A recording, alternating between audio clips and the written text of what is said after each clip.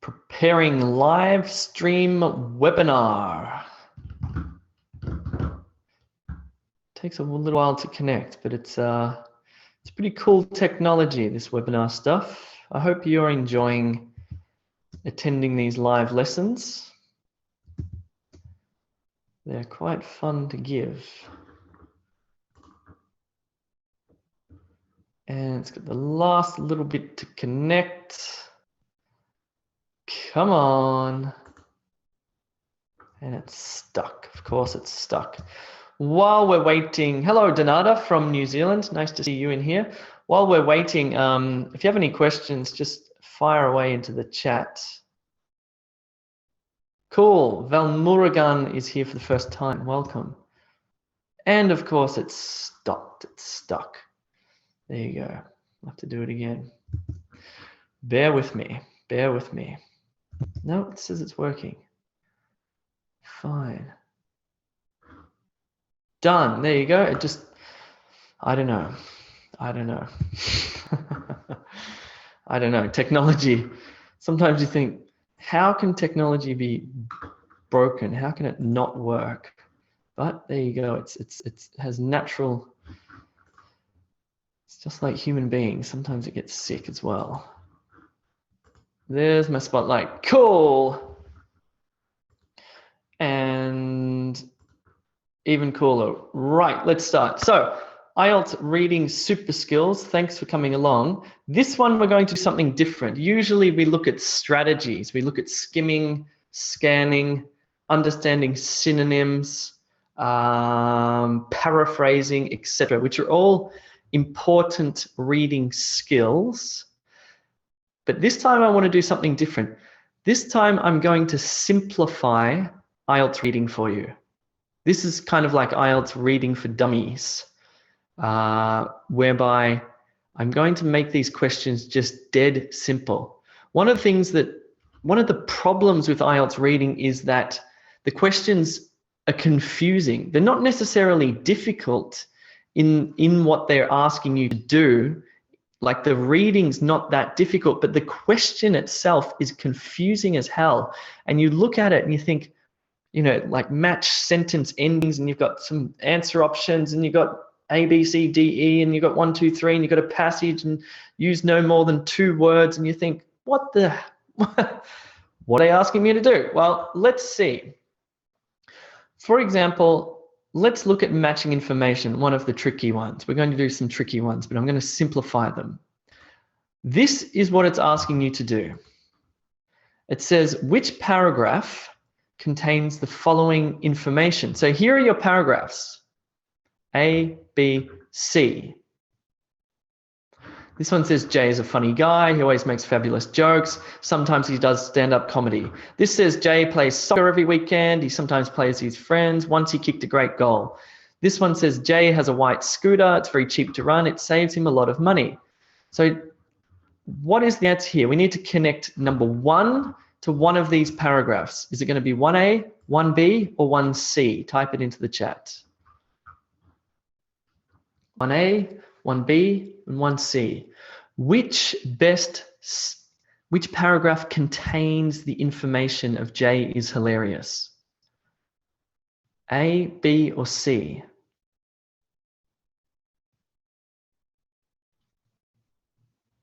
Cool. Too easy. This is IELTS simplified.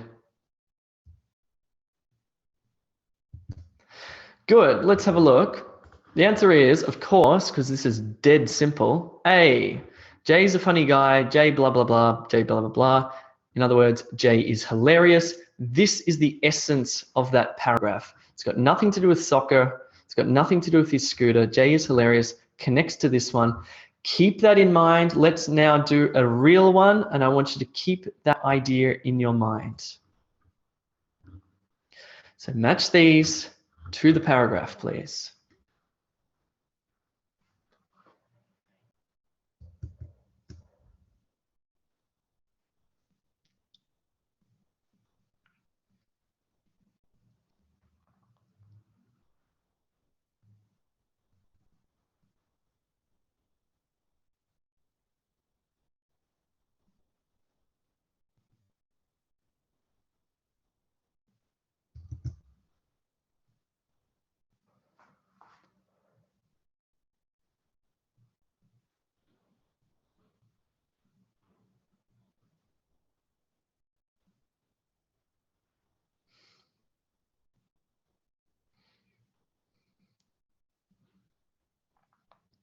Good, Moza. Well done. Good, Parwinder.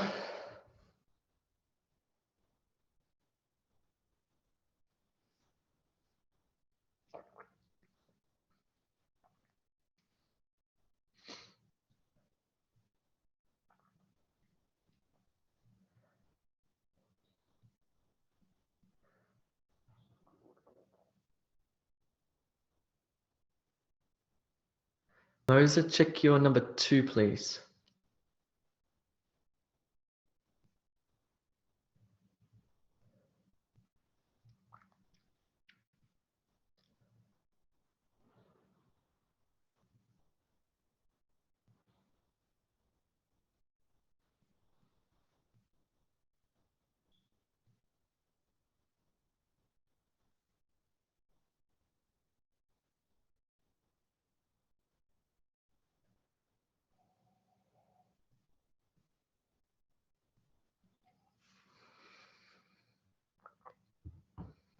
Looking good. Well done.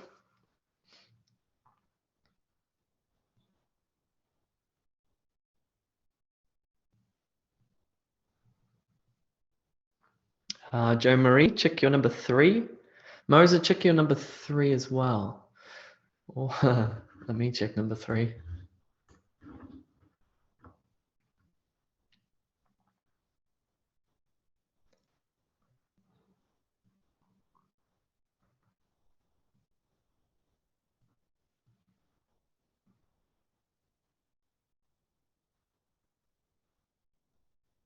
Val Murugan, check your number 2. Okay, Parwinder's finished. Well done. Excellent. Very quick. Feng Hui's just finished.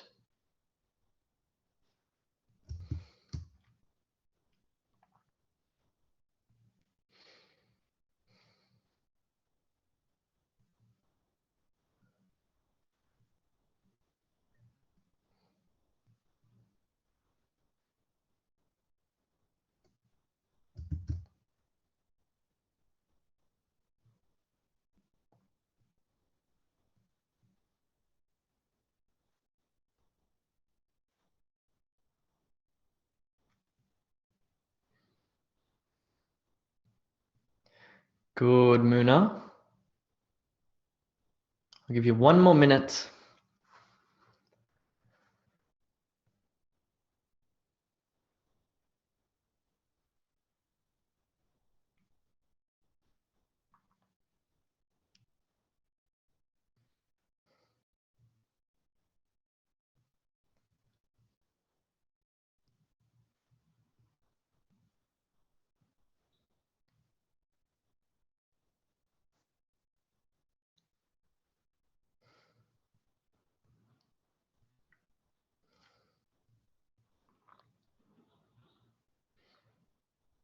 Thirty seconds left.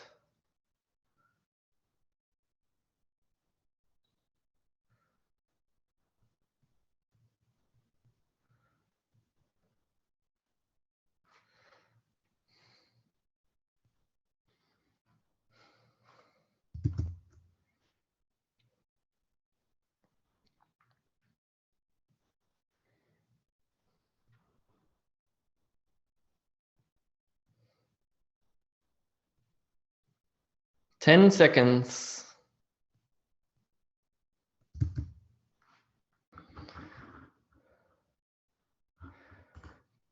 Cool. Good stuff. So I wanted to make that simple for you. So if we go back a slide and we look at this one, which was, here's your statement down here, Jay is hilarious, and here are your 3 paragraphs.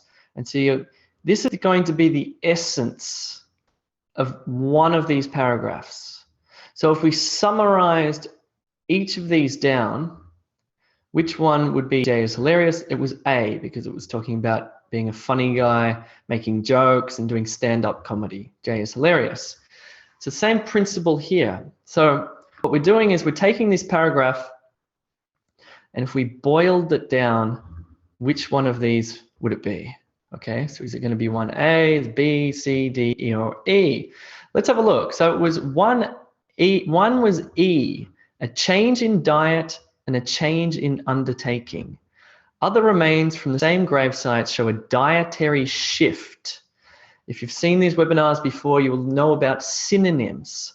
So a change in diet, a shift in diet. Synonyms are very important, indicating some Hun discovered a settled way of life and the joys of agriculture, leaving their wanderlust and possibly their bloodlust behind, a change in undertaking. Fine, so 1E. If we summarize this down to one little statement, it would be this one here. Number 2 was D, bone. There's a key word. That is definitely a key word. So if you went through here, you would see that this one has the word bone in it. This is the only one. But let's read more carefully. Bone shows some farmers joined the Huns.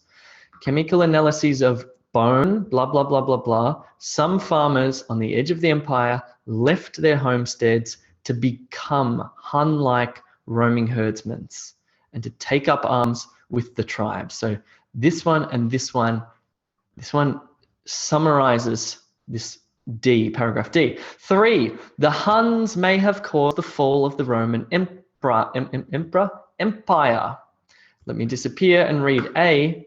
It says, marauding hordes of barbarian Huns under their ferocious leader Attila are often credited, may have triggered, caused the fall of one of the greatest empires, Rome. The Huns may have caused the fall of the Roman Empire. So 3 is A. 3 connects with A. What about 4? When the nomads infiltrated the empire. So nomads and infiltrated are important words. And we've got B. Historians believe Hunnic incursions opened the floodgates for nomadic tribes to encroach, infiltrate the empire. Cool. What about 5? The Huns may not have been all bad. And that says, according to Roman accounts, this is according to research. So according to Roman accounts, the Huns brought only terror and destruction. However, research from the University of Cambridge, blah, blah, blah, blah, blah, has revealed for the first time how ordinary people may have dealt with the arrival of the Huns. Yeah, maybe that's not such a great question from me, but you get the idea. Cool, you've done matching information. Good. Let's look at matching sentence endings because this is also a confusing one. Here's my simple explanation. It says, write the correct letter.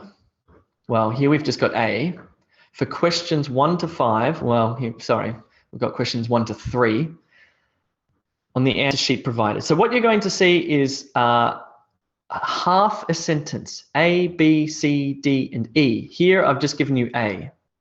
And here you're going to see the second half of the sentence, 1, 2, 3, 4, 5.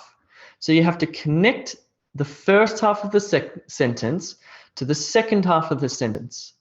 But it's not that simple because look, Jay's car goes fast. Possible.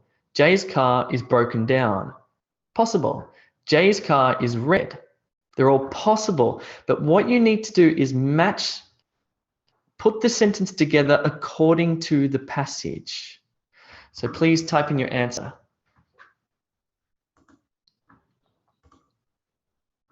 Yeah, dead simple. Make it dead simple. And we're about to do one that's hard, but I want you to keep this concept in your mind. Okay? Correct. Jay's car is red.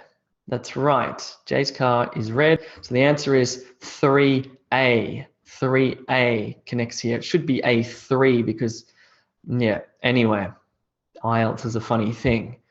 Cool. You've got the idea. Let's now put it into practice.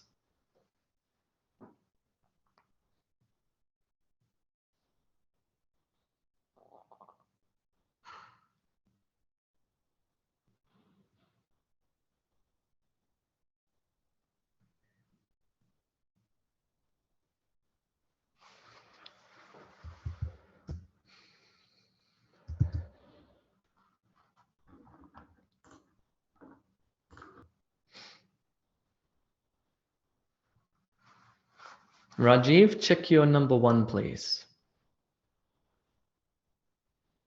Good, Smaranika. Good, Jo-Marie.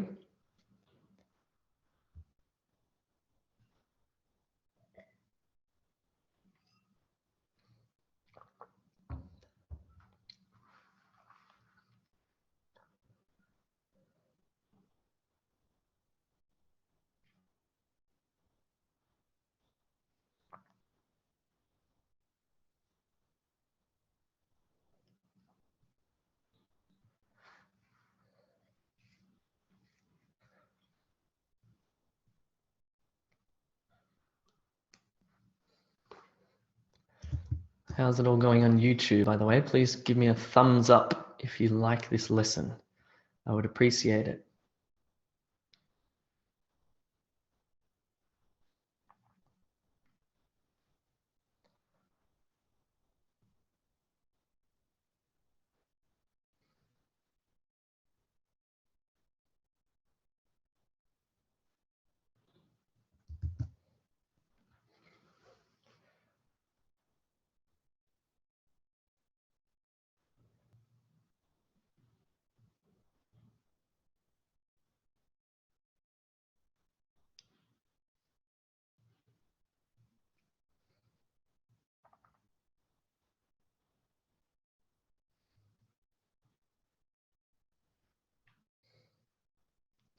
I've just realized that A and D is a bit ambiguous. So look, we'll go through the answers in a second. I apologize in advance.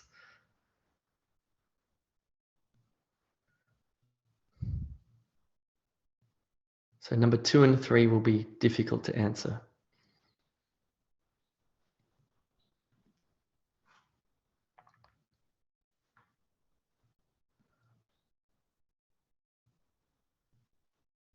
In fact, what I might do is do this.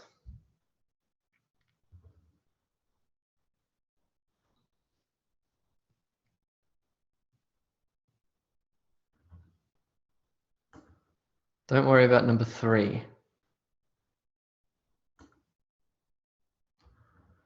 And don't worry about this one.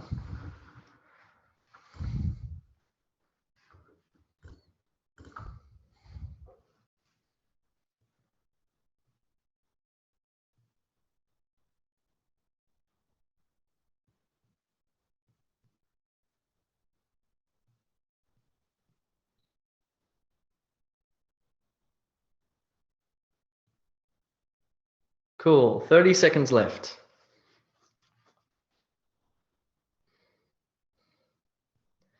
We won't worry about number 3 because it's not a great, it's a bit stupid. My fault.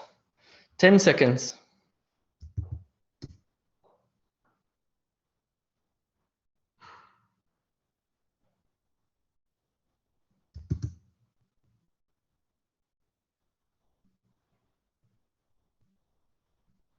Cool. All right, let's look at the answers here. Right, so we've got elephant raiding crops. Let me disappear. It says crop raiding by elephants. So we know we're looking here. Crop raiding by elephants is a serious problem in India. Okay, so elephants raiding crops die each year. No, are unknown. Is the highest among wild chimpanzees.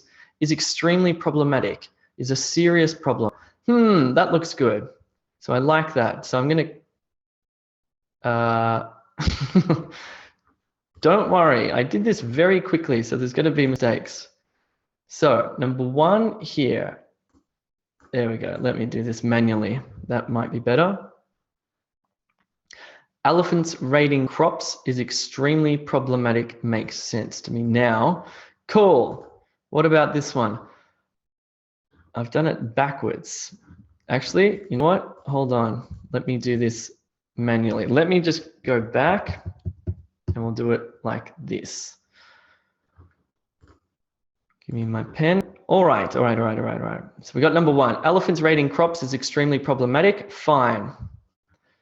Hundreds of people.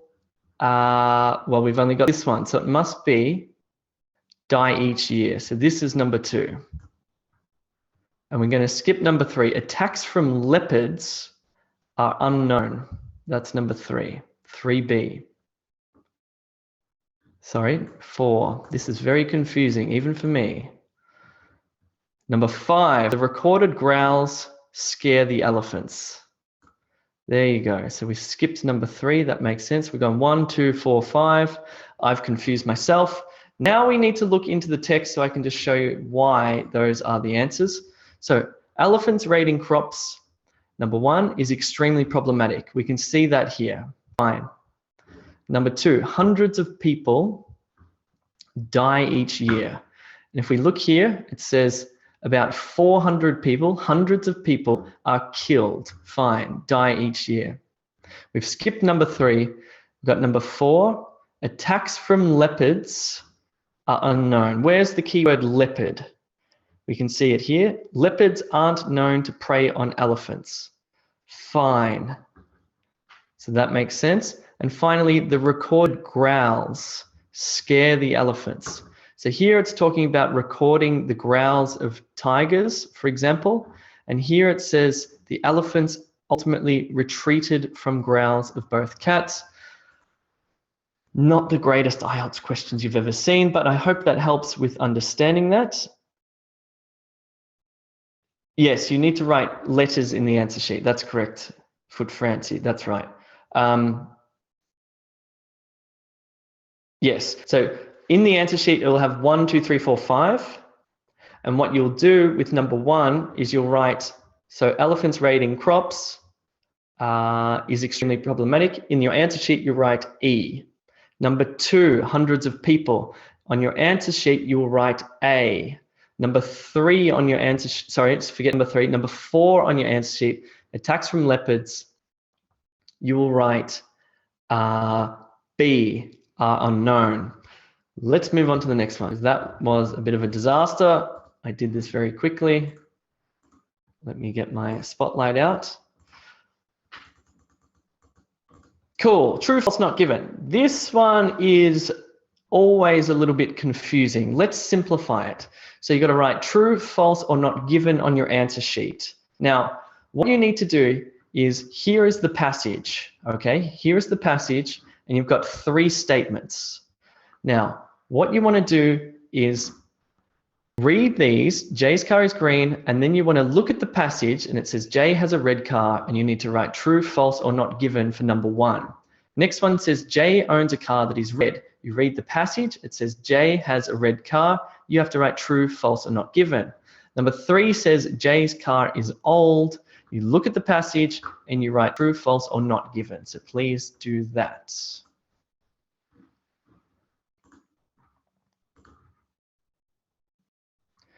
Good, off to a good start.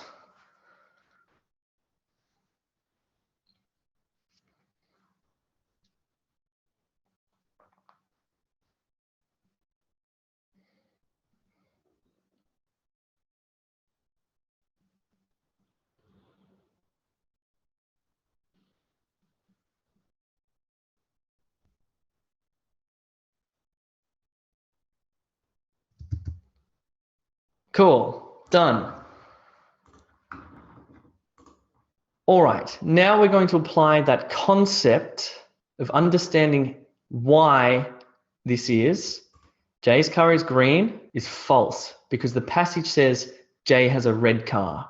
This says green, this says red. These two contradict each other. These are 2 facts that contradict each other. This is false. Jay has a red car. Jay owns a car that is red. True. This one and this one say the same thing. They use different words, but factually they are the same. Number 3, Jay's car is old. Well, it says here Jay has a red car. Could be old. It could be brand new. We just don't know. So it's not given. Okay. So if you had 1F, 2T, 3NG, well done. Let's now apply it to this problem here.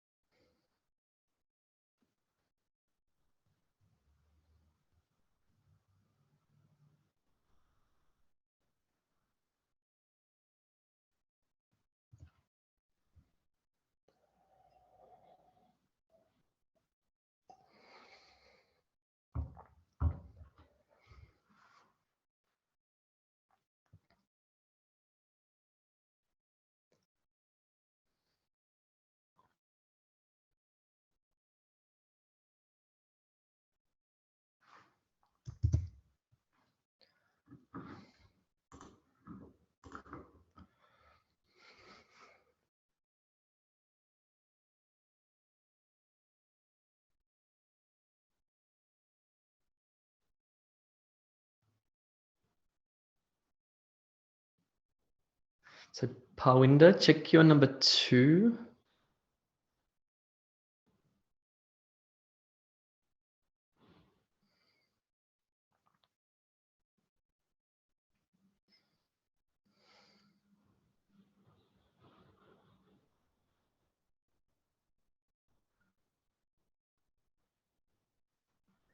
Rajiv, check your number 2. Smaranika, check your number 2. Good, Bhargavi, looking good. Check your number 3, Bhargavi.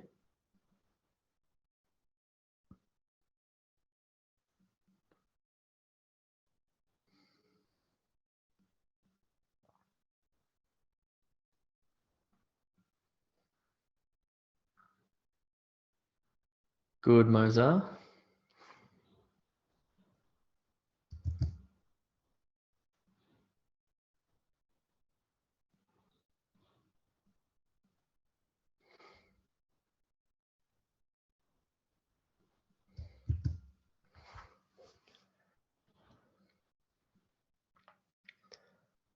Jo Marie, check your number 3.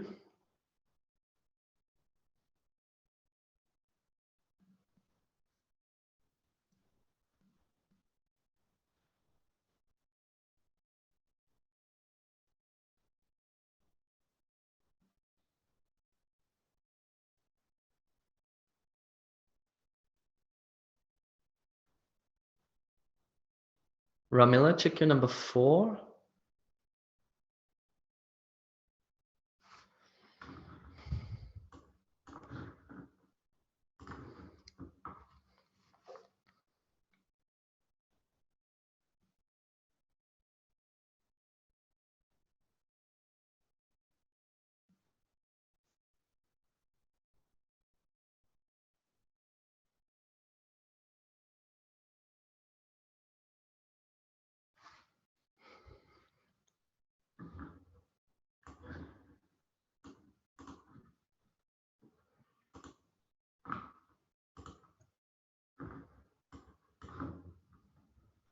Good.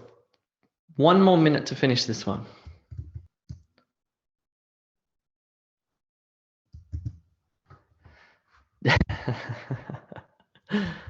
All right, this is always a trick, this one.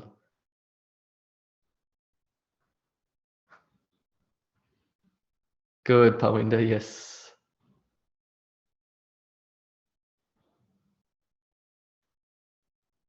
All right. It's actually pretty hard to write these questions so that they're clear, especially when you write them in 45 minutes, the whole thing. 10 seconds, pop in your answers.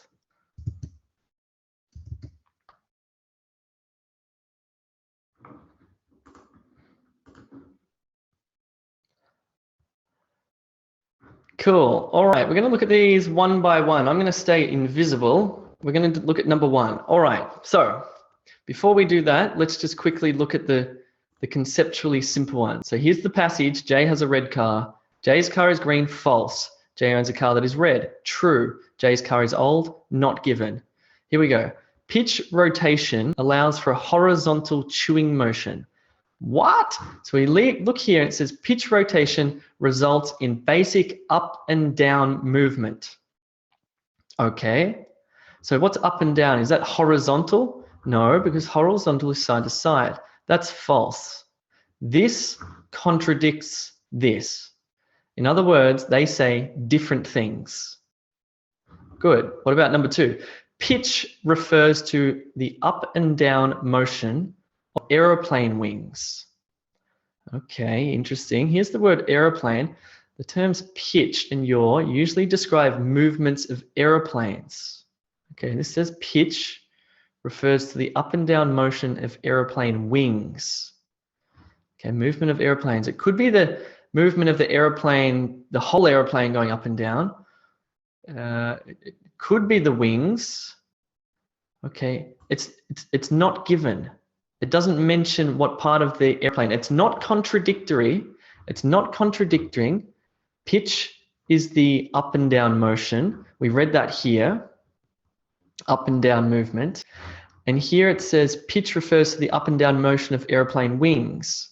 Describe the movements of airplanes. It could be the wings. So we're going to leave that as not given. Number 3, all mammals, including extinct ones, have similar jaws. Here it says almost all modern mammals. Here it says including extinct ones share similarities in their jaw structures. All mammals, almost all modern mammals. So what is number 3? True, false, or not given? What's going into the chat here? False. It's false. It's contradictory. It's definitely not true.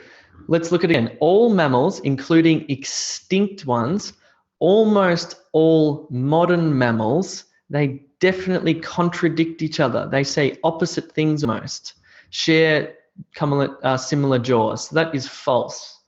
It's here, it's given, but it contradicts. It says something false. It says something different, wrong.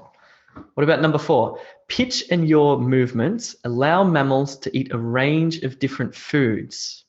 So here it's talking about the pitch and yaw, and it says this pitch and yaw movements allows mammals to have especially diverse diets. Pitch and yaw movements allow mammals to eat a range of different foods. Diverse diet, to eat diverse diets, to eat a range of different foods. True, false, not given. Let's have a look at the chat. True. Good. Yes. This says the same thing as this, but just using different words. This allows mammals to have especially diverse diets. This allows mammals to eat a range of different foods. They say the same thing, but just using different words, so it's true. What about this one? Multi-directional chewing, in other words, pitch and yaw chewing, helped prehistoric mammals survive during shortages of food. Okay, prehistoric mammals, ancient mammals, yes, it says the same thing. These characteristics, in other words, multi-directional chewing, meant they could be more resourceful during tough times. Could be more resourceful during tough times, during shortages of food. It's talking about the jaws. That's got to be true. These say the same thing, but just in different words.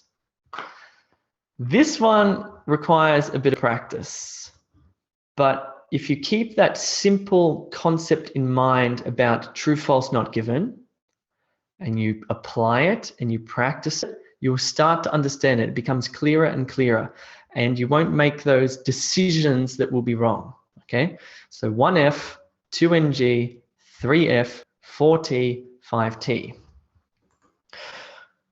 Right, before we do that, I'm going to go back because I've realized the mistake I was making with this one here and why I got confused. And Fancy Foot was right. The way to think about this, sorry, this is the Jay's car, half a sentence, and you find the other half of the sentence. The way to do this one is not to do it the way I did it. I was looking at it, I'm thinking, why am I confused? What's going on? You do it like this.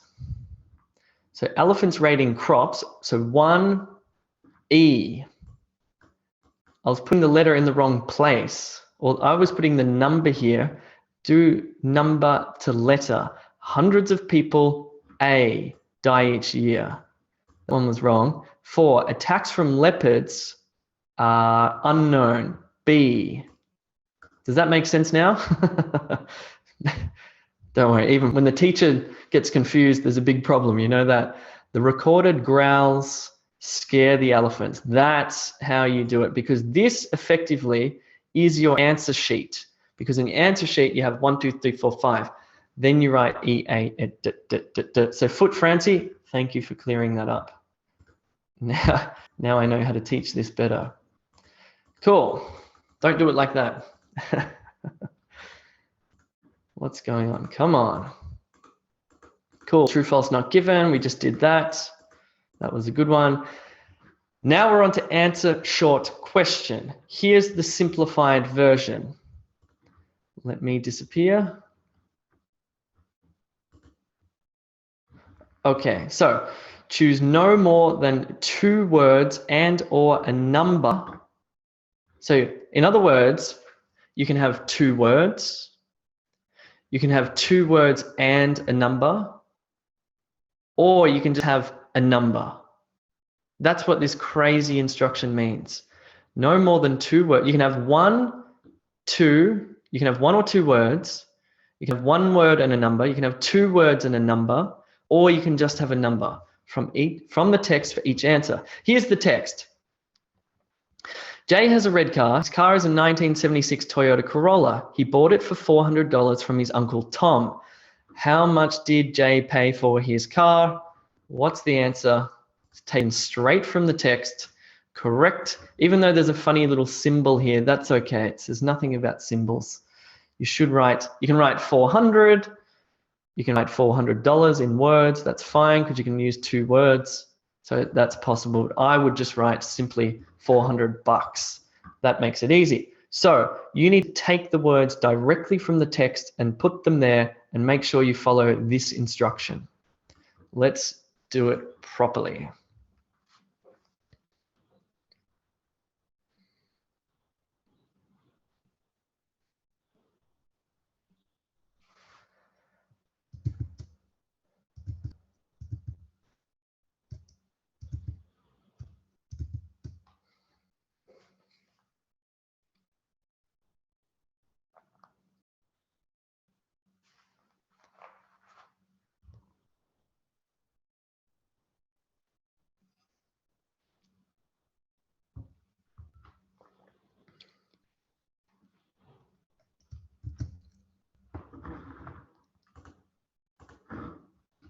Good. Excellent.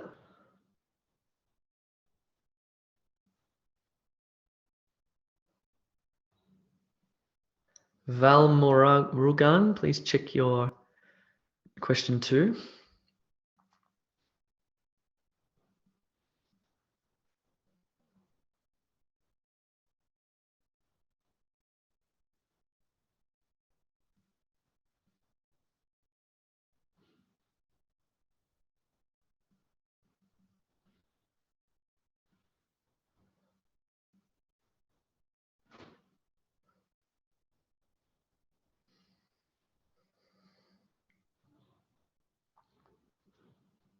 Good, Nikki.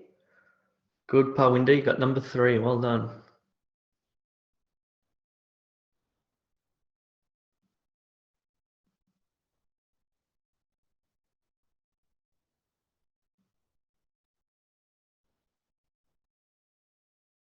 Jagjit, make sure you spell nectar correctly.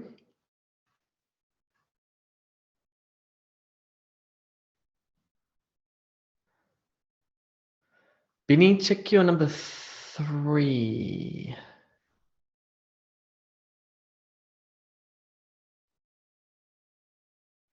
Good, make sure it's all spelt correctly. 30 seconds left. Good, Benny. Check your number 3 because there are 2 things that the plant provides the ants.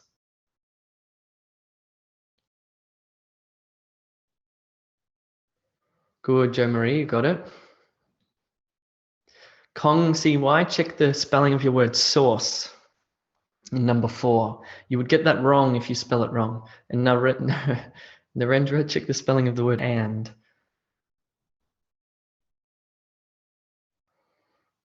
Cool. All right, 10 seconds. Pop in your answers.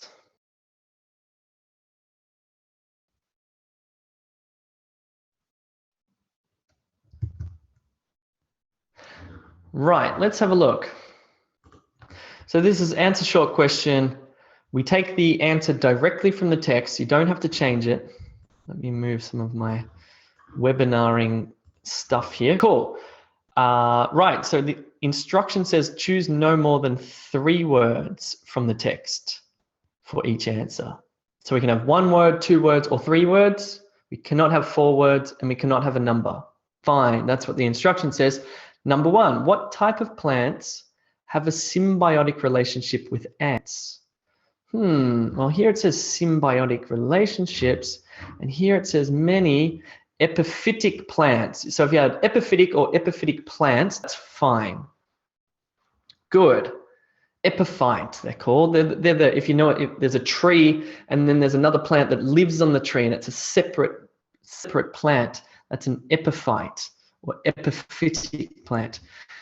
How many species are involved in a symbiotic relationship? Sounds like some sort of weird romantic relationship. Two. How do we know that? Let's have a look at the text. Relationships, symbiotic relationships with ants. That is relationships that involve the close and long-term living together of two species. Two, taken straight from the text, and it says here you cannot write a number, so we wrote this as a word. So if you wrote the number 2, it would be wrong. But if you wrote the word 2, according to the instruction, it would be correct. Number 3, what do the plants provide the ants? So the plants provide their insect partners, the ants, with shelter and a supply of nectar. So 1, 2, 3, 4, 5, 6 words. So what we need to do is cut some words off. So we're going to write shelter and nectar, 3 words. And we're going to discard these other words like supply and the prepositions of and the articles. We don't need them. What do the plants provide the ants? Shelter and nectar. Perfect. This one was a bit ambiguous. What do the ants provide the plants? Well, the ants return the favor by serving as a source of fertilizer. There's one possible one, in the form of fecal matter or ant poo. So if you had fertilizer or fecal matter, that would be correct. If you had something like that, that's not a great question. I apologize for that one. It'll be a bit clearer in Foot Francie. Different question. What do the plants provide the ants? What do the ants provide the plants? Yeah? There we go. Cool. Here, number 2, can we write 2 species? Asks Smaranika. Yes, if you had 2 species, you would also get that correct. That's fine. Good. That brings me to the end of the live class. If you have any questions, first of all, I just want some feedback. That's the first time that I've done IELTS reading simplified. Please give it, I know the questions weren't great, but does that work? Does that help you to understand IELTS reading questions? Just type in what you think about that. Does it, good, all right, people think it helps. Quite well, yes, it did. Okay, good. Smaranika says, yeah, a lot, very helpful. All right. Yeah. Yes, Basil, I can see your comments. Yes, good. Yes. Good. Cool, good to know. Because the problem with IELTS reading, as I said at the beginning, is not necessarily the content of the reading passage. The problem is the question itself. The problem is looking at that question, and it's so confusing, and especially that the real tricky one, I think, is matching sentence endings. That's tricky because you're keeping so much in your mind, 3 things at once. And I think the true, false, not given, the yes, no, not given is tricky. I think the matching information, tricky. Moza, you've got your test tomorrow. Good luck, my man. I hope you do well. All right, cool. Foot Francie, does it make a difference if we use capital letters or not? No. As far as I know, no, I don't think so, but please double check. Cool, thanks very much for coming. Now, there will be a new timetable for these live classes. And if you're an e2language.com member, free or paid, you will receive an email to register. Paid members will get live classes every night of the week. Free members will get live classes once a week, just on reading. So if you want live classes on listening, if you want live classes on writing task 1, writing task 2, speaking, I strongly recommend becoming a paid member. It's not that expensive. you get access to all the great materials, you get a tutorial, you get feedback on your writing. So yeah, do think about that. And yeah, if you're on YouTube, please give me a thumbs up. E2language.com will keep providing you all the secrets you need for success. Yes, we have an express package going at the moment, Areej. So you can email hello@e2language.com. For a limited time only. It's $69 US for full access to the platform, including all of these live classes. Cool. Good luck, Moser. See you guys soon. Moser, if you get a good score, please write a nice comment in our Facebook page. See you.